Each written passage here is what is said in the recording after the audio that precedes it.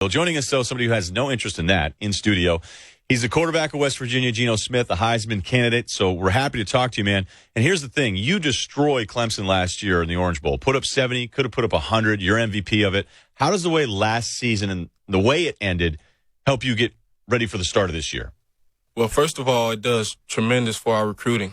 People see that 70 points and they want to jump on board, especially offensive guys. They enjoy putting up points. We all do. And secondly, it gives us a huge amount of confidence, a huge boost of confidence. We're going into our second season in a new conference, obviously, but also with the same scheme. And Coach Holgerson's a guy who's been successful in the Big 12, and we hope to have some success and keep your streak going. Let's talk about going into that new conference, the Big 12. Coaches can tell you so much, but what's going through your head, Geno, as you approach this new challenge? I'm willing and accepting all challenges. I look forward to it. I know the Big 12 is a prestige conference and they're full of elite programs. And I feel like West Virginia is on the rise and we're working ourselves to be one of those elite programs. So, I want to be the guy who leads us in that right direction. And, we know it's going to be hard. We're not coming into this conference big-headed. We're humbled and just honored to be here. And we're going to work extremely hard to live up to expectations. West Virginia quarterback Geno Smith with the Scott Van Pelt Show, Linda Cohn and Ryan Russillo today. Dana Holgorsen comes over, runs this offense. You mentioned the points. Why is it easier for you guys to put up points in his offense? I don't think it's easy at all to put up points in this offense. It just seemed like it was last year. If you look at the 70-point game, that was all fine and dandy. But the game prior to that, we only put up about 17 points against South Florida. Yeah, but you had to jump about 1,500 yards from your sophomore year to last year. Yeah, and that's just based on the offensive scheme we run. We run a lot of screens and quick passes, which is pretty much an extended handoff.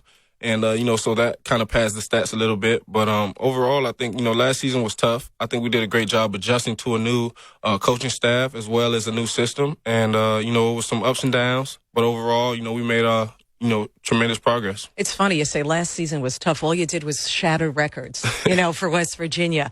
And that word is being thrown around next to your name, Heisman Trophy. How do you handle those expectations? I just play football the way I always have. I'm honored, to be mentioned as one of the top guys in the country, along with the likes of guys like Matt Barkley and Denard Robinson, a guy who I've been playing, high school football against. But at the same time, I'm a guy who plays with a chip on my shoulder. I'm a humble guy. I'm not going to let anything go to my head because I understand that it's all, pretty much preseason hypes. And, some advice I got from Skylar Diggins was, worry about the review and not the preview. So, I look forward to that. All right, are you talking about Skylar, who's now an intern here at ESPN, who's an intern here at work giving you advice? Yes, sir. Giving me some good advice. That's pretty cool. It just doesn't happen a lot. I guess some dudes are probably willing to listen to her with her game. She's a winner. Oh, yes. Tavon Austin, your wide receiver. You're hearing more and more buzz about him being maybe one of the best playmakers in the country. What does he do for your offense? He makes it go along with my offensive line. Tavon Austin is a guy who, if you watch that Orange Bowl, and, I get credit for 6 touchdowns, but 4 of them were tip passes, and, he made the rest happen. And he's a guy who makes it extremely easy on me. I can give him the ball 5 yards, and he turns it into 15 or 20 yards. And, that's another reason for, my stats, being so padded because, I got playmakers who can, pretty much take the ball and do whatever with it. I'll tell you something. You are humble.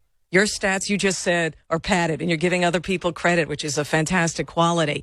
When you look at the two guys coming out in the NFL, the two rookies getting a lot of attention, Robert Griffin III and Andrew Luck. Talk to me about your observations of those two guys. Those two guys are two guys who I've studied, especially more over the past year. Andrew Luck is a guy who his dad is our AD, Oliver Luck.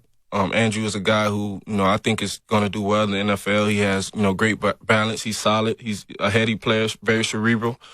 Robert Griffin, he's pretty much the same way, except, he's running a 4.4. And, he has a big arm. He's, a guy who's played in Texas, played in the Big 12 conference. So I've watched him on film against the opposing defenses. And, right away he jumps off the page. He's lighting it up, doing things that, most guys can't do back there in the pocket. What's a successful season for you and West Virginia? 12-0 in the national championship. We're not going to, lower our standards. We expect to win every game. I expect to be, one of the top guys in the country. And it's not to be arrogant, but, that's just, my expectations. And I'm going to strive for it and, shoot for the moon and land amongst the stars. Well, Geno, we appreciate your time, man. You look like you have a great season coming up, and we'll look forward to seeing you week 1 against Marshall. Thank you. Geno Smith of West Virginia.